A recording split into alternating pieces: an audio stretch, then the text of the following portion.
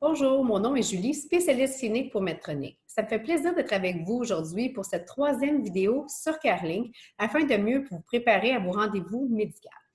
Donc, aujourd'hui, ce qu'on va regarder, c'est vraiment les rapports qui sont spécifiques à la surveillance du glucose en continu et le mode automatique. Avant d'aller plus loin, c'est vraiment de vous dire que cette vidéo-ci, elle a été faite à des titres d'information et d'éducation. Donc, si vous avez besoin d'un avis médical, toujours vous référer à votre équipe de soins. Donc, aujourd'hui, ce qu'on va voir, c'est on va voir le cadre du Yes I Can. Donc, finalement, on va aller faire une petite révision de ce que c'est. Après ça, on va regarder la méthodologie CareLink en 3 étapes et on va aller voir 3 différents rapports. Donc, je vais vous guider afin de mieux les connaître. Soit les rapports d'évaluation et progression, rapport de revue hebdomadaire et le rapport d'assistant bolus de repas. Visuellement parlant, vous allez voir, c'est les rapports qui se trouvent en haut de votre écran. Donc, à gauche, évaluation et progression. Dans le centre, revue hebdomadaire. Et complètement à droite, l'assistant bolus de repas. Donc, si on parle, on fait une petite révision de ce que c'est le Yes I Can. Dans le fond, ce qu'on veut, c'est vraiment aller sortir les points positifs en premier. On le sait, être diabétique, c'est vraiment pas tout le temps évident. Vous faites des efforts, donc vraiment, ce qu'on veut mettre en évidence, c'est les bons coups que vous faites. Donc, vraiment, on focus sur ça. Par la suite, je vous dirais que les points qu'on aimerait peut-être mieux comprendre, sans dire le mot problème, chose que je trouve que peut-être une connotation trop négative, mais des points qu'on aimerait peut-être voir mieux comprendre et ou à améliorer. Donc, que ce soit au niveau d'un comportement, que ce soit au niveau d'une tendance d'hypo ou d'hyperglycémie, est-ce qu'on a un réglage à changer? Donc, c'est vraiment ça qu'on va regarder aujourd'hui ensemble. Au niveau de la méthodologie CareLink en 3 étapes. Première étape, c'est toujours d'aller voir la nuit en premier. Pourquoi? C'est là que vous êtes le plus vulnérable, vous dormez. Donc, on va aller voir durant cette période-là, est-ce qu'il y a des comportements qui pourraient être changés afin d'améliorer le contrôle? Est-ce qu'on retrouve des tendances d'hypo ou d'hyperglycémie? Donc, peu importe pour l'étape, je vous dirais, c'est les mêmes questionnements qu'on va se poser. La deuxième étape, c'est de vraiment aller regarder ce qui se passe avant vos repas. Et la troisième étape, c'est de finalement voir ce qui se passe après les repas. Finalement, c'est de voir si vos ratios glucides sont adéquats ou non. Donc, premier rapport qu'on va regarder ensemble, c'est le rapport d'évaluation et progression. Ce qu'on retrouve en haut à gauche, c'est vraiment la période que vous allez vouloir sélectionner pour avoir des données, la période A. Vous avez le choix de sélectionner également une période antérieure afin de comparaison. Donc, dans ce cas-ci, vous voyez un A et un B. Tout ce qui est la période A pour actuelle va être en bleu et tout ce qui est pour la période B antérieurement va se retrouver en orangé. Dans la partie du centre, c'est vraiment là que vous allez retrouver vos courbes de votre capteur. Donc, si on regarde la bande bleue, ce que ça représente, c'est votre 25e au 75e percentile de vos résultats. Par la suite, vous avez comme aux extrêmes une ligne bleue. Ça représente le 0 au 90e percentile de vos résultats. Donc, ce qui est bleu représente l'actuel et ce qui est orange représente la partie antérieure à titre de comparaison. Plus votre bande est large, ça veut dire que vous avez beaucoup de variabilité. Plus votre bande elle est mince, ça veut dire qu'il y a beaucoup moins de variabilité. La ligne pointillée représente la moyenne de votre capteur. Juste en dessous du graphique de vos courbes, vous allez retrouver les fameux ratios glucides. Donc, si vous avez fait un changement antérieurement et que vous voulez comparer à ce que ça a l'air aujourd'hui, visuellement, vous allez être capable de voir la répercussion de vos changements. Le système, automatiquement, lui, va générer des tendances, soit d'hypo ou d'hyperglycémie. Dans ce cas-ci, vous voyez, on n'a pas de tendance d'hyperglycémie. On en a une pour l'hypoglycémie, par contre. C'est marqué qu'il y a une occurrence, un épisode. Ce que ça veut dire, c'est que votre lecture de capteur est allée sous le seuil visé, donc 3,9, pour une période de 30 minutes et plus. Visuellement parlant, cette période-là va être indiquée sur votre graphique avec un chiffre. Donc, c'est comme ça qu'on est capable visuellement de reconnaître la période à laquelle ça fait référence. Par la suite, on va aller voir le temps passé dans la plage. C'est quoi le temps passé dans la plage? C'est la zone entre 3,9 et 10. Ce qu'on veut pour un adulte en haut de 13 ans, c'est vraiment de passer 70 du temps et plus dans notre fameuse plage de 3,9 à 10. Pour ce qui est des 7 à 13 ans, ce qu'on recommande, c'est 65 %. Donc, la bande verte représente notre bande entre 3,9 et 10. S'il y a une bande rouge, ça représente les hypoglycémies. Ce qu'on veut, c'est 4 et moins d'hypoglycémie. Et ce qui est jaune représente, dans le fond, la zone d'hyperglycémie considérée en haut de 10.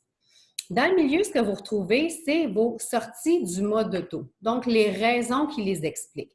Donc, des fois, ça peut être bien de valider justement avec notre équipe de soins pourquoi on se fait sortir du mode auto et qu'est-ce qu'on pourrait faire pour passer le plus de temps en mode automatique. Le but étant toujours ici de passer le plus de temps possible dans notre zone cible entre 3,9 et 10. Si on regarde vraiment à droite de l'écran, c'est vraiment les statistiques. On se souvient que le A est la période actuelle et le B est la période de comparaison. Donc, si on regarde ce qu'on retrouve, on va regarder le temps que vous passez, dans le fond, dans la plage, pas dans la plage, excusez-moi, que vous portez votre capteur. Ce qu'on veut, c'est que vous portez votre capteur 85 du temps et plus. On va regarder le temps que vous passez en mode auto. Ce qu'on aimerait, c'est 80 et plus. On est capable aussi de voir justement les données par rapport aux glycémies capillaires, au nombre de calibrations que vous faites. On va être capable aussi d'aller voir la quantité d'insuline totale que vous prenez en moyenne dans une journée. Et on va voir aussi le pourcentage qui est dû à l'insuline basale automatisée et la portion qui est alimentaire. On peut voir aussi au combien de jours vous changez vos cathéters et réservoirs. On sait que les recommandations pour changer, c'est à tous les 3 jours. Et on va être capable de voir aussi votre durée d'insuline active. Donc, c'est un rapport, beaucoup d'informations et vraiment une belle synthèse. Prochain rapport, c'est la revue hebdomadaire. Donc, hebdomadaire dit une semaine. Vous avez toujours la période ciblée, donc les dates à laquelle vous aurez choisi de générer votre rapport. Les journées sont vraiment mises une à côté des autres, donc on est capable d'avoir un bon flow de voir ce qui se passe. Donc, vraiment, c'est de minuit à minuit. Donc, vous avez toutes vos données, vos courbes qui se suivent. Par la suite, vous avez votre courbe de capteur et vous voyez, il y a des petits points noirs. Les points noirs représentent les glycémies capillaires qui auront servi à être utilisées pour faire une calibration. Par la suite, si vous avez une sortie du mode auto, ça va être une ligne verticale noire et ils vont aussi être identifiés avec un chiffre. Le chiffre va faire référence à la raison de la sortie du mode automatique. Donc, visuellement parlant, on est capable de voir si les sorties sont fréquentes, s'ils durent longtemps. Donc, on est capable de voir la semaine au complet. Par la suite, on va regarder par rapport à l'automatisation du basal. Vous voyez, les basales automatiques, c'est les espèces de petites lignes rosées qui sont verticales. Des fois, elles sont plus hautes, des fois, elles sont plus basses. Donc, le système a vraiment la capacité d'aller s'adapter à ce qui se passe dans vos vies, à s'adapter à votre style de vie. Regardez, il n'y a pas une journée où les micro-basales sont pareils. Donc, vraiment, c'est la force du système du mode auto, c'est de vraiment s'ajuster à votre style de vie. En ce qui concerne les événements d'assistant bolus, vous allez voir, quand vous prenez un bolus, il y a une ligne bleu-mauve verticale qui va apparaître. Juste en dessous, vous allez voir une bulle bleu mauvacé avec un nombre d'insuline totale que le système vous aura calculé. Donc, si vous prenez 2-3 bolus vraiment rapprochés, vous allez voir que c'est le total que vous allez retrouver dans la bulle. Et entre parenthèses, ça va être le nombre de bolus sur lequel l'insuline a été prise. Juste en dessous, vous retrouvez les grammes de glucides dans l'encadré orange. Donc, même chose, vous allez voir le total de grammes de glucides que vous avez pris. Et si le taux a été pris sur 2 ou 3 bolus, vous allez voir une parenthèse avec le nombre d'événements que le taux a été fait. La légende en bas, on retrouve vraiment tous les icônes que vous pouvez retrouver dans le rapport, donc c'est vraiment très aidant. Maintenant, c'est le rapport d'assistant bolus de repas. Je vous dirais que vraiment ici, ce qu'on veut, c'est de voir qu'est-ce qui se passe au niveau des repas. Puis quand on parle de repas, on va s'en servir aussi pour notre méthodologie de CareLink au niveau de l'étape 2 et 3. Donc, on voit vraiment, on est capable d'avoir le déjeuner, le dîner, le souper, puis on a aussi le coucher.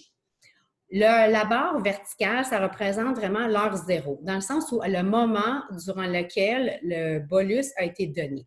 Donc, peu importe si vous mangez à 6h30 le matin ou 8h30, vraiment, le système va être capable de superposer tout ça et de générer des statistiques. On peut aller voir aussi 1 heure avant et on peut aller évaluer le tout jusqu'à 5 heures après. Par la suite, ce qu'on retrouve à gauche, c'est vraiment les statistiques encore. Donc, dans ce cas-ci, c'était pour le dîner. Donc, on voit que l'heure, c'est entre 11 heures et 15 heures. On est capable de voir le nombre de bolus qui a été donné pour le lunch durant la période ciblée. On peut voir notre ratio glucides, en moyenne, le nombre de grammes de glucides que vous mangez et la quantité d'insuline moyenne que vous prenez pour votre lunch. Donc, c'est ce que vous allez retrouver complètement à droite. Maintenant, si on va faire un petit peu l'évaluation de tout ça. Donc, on le sait, on va commencer par quoi? Par trouver du positif. Et il y en a du positif. Donc, le temps passé dans la plage. L'objectif pour un adulte, c'est 70 du temps et plus. Dans ce cas-ci, pour la période actuelle, on est à 82 ce qui est excellent. On regarde au niveau des hypoglycémies, on a 1 et on se rappelle que c'est 4 et moins qu'on veut au niveau de l'hypoglycémie. En ce qui concerne la part du capteur et le temps passé en mode auto, c'est excellent. On a 97 pour les deux. Une hémoglobine estimée qui serait aux environs de 6,6.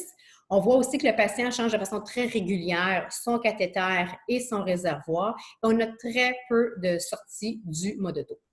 Ce qu'on voudrait peut-être comprendre, c'est qu'on a 2 sorties du mode auto qui sont pour la même raison, c'est-à-dire que c'est un algorithme trop bas du système. Donc, ça, c'était des choses qu'on aimerait discuter justement avec notre équipe de soins, puis savoir comment faire pour peut-être changer les choses. Au niveau de la méthodologie de CareLink, si on regarde vraiment la nuit, si on regarde, on est capable de voir que le système est vraiment capable de vous garder dans votre zone cible pendant la nuit, donc on est très content. On voit aussi que le patient fait des bonnes calibrations à des moments qui sont vraiment opportuns. Et on a beaucoup d'informations, que ce soit au niveau des bolus ou des glycémies. Donc, on a beaucoup d'informations et c'est très, très, très aidant. Encore là, comme on disait, ce qu'on aimerait peut-être mieux comprendre, c'est pourquoi on a 2 sorties qui sont dues à un algorithme trop bas du capteur. Donc, ça serait à discuter. Si on regarde au niveau de la méthodologie, on est rendu à l'étape 2 et 3. Donc, si on regarde, on a des bolus qui sont vraiment, pour la plupart, adéquats. On voit qu'il y a des excursions, mais ce n'est pas des excursions glycémiques qui sont vraiment exponentielles, si je pourrais dire. On voit qu'il y a des hausses, mais qui sont quand même assez plates après les repas. Puis, on n'a pas d'hypoglycémie. Donc, jusque-là, tout le monde est content.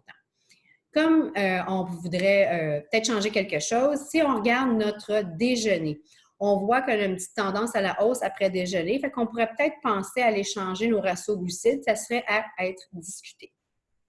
Maintenant, si on regarde au niveau du souper, vous voyez qu'il y a une certaine augmentation, mais avant le repas. Donc, ça serait à se demander si le bolus a été donné à un moment opportun. Et on pourrait aussi venir changer peut-être notre ratio pour diminuer un peu nos résultats post-souper. Donc, encore là, à discuter.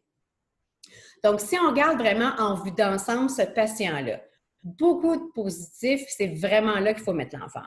Fait que, si on regarde, le patient en mode manuel avait un temps dans la plage à 34 on est rendu à 82 donc, toute une augmentation. Le temps passé vraiment, si on veut considérer la période d'hypoglycémie, on est à 1 ce qui est excellent. L'amélioration aussi au niveau de la nuit. Avant, le patient avait une zone beaucoup plus large, beaucoup plus variable et qui était vraiment hors des cibles. Fait qu'on voit, comme je disais, que la bande s'était vraiment amenuisée, meilleur contrôle. On voit une hémoglobine glyquée qui est passée de 9 à 6,6, ce qui est excellent. On a le patient qui change ses cathéters réservoirs de façon régulière et on a très peu de sorties du mode auto et quand on en a, elles sont très brèves. Ce qu'on aimerait, par exemple, peut-être améliorer, c'est vraiment de dire pourquoi j'ai 2 sorties du mode auto pour la même raison. Donc, ce qu'on pourrait faire au niveau de l'algorithme, c'est peut-être de dire, est-ce que j'ai choisi un site qui était adéquat? Est-ce que j'ai une technique qui est adéquate au niveau du capteur et des rubans? Ça peut être une des raisons qui pourrait expliquer cette raison de sortie du mode auto. Si on regarde les hausses au niveau du déjeuner, ça peut être, oui, un ratio, mais ça peut être aussi la qualité ou, si on veut, de notre alimentation qui fait qu'il peut y avoir une hausse des fois un petit peu plus rapide.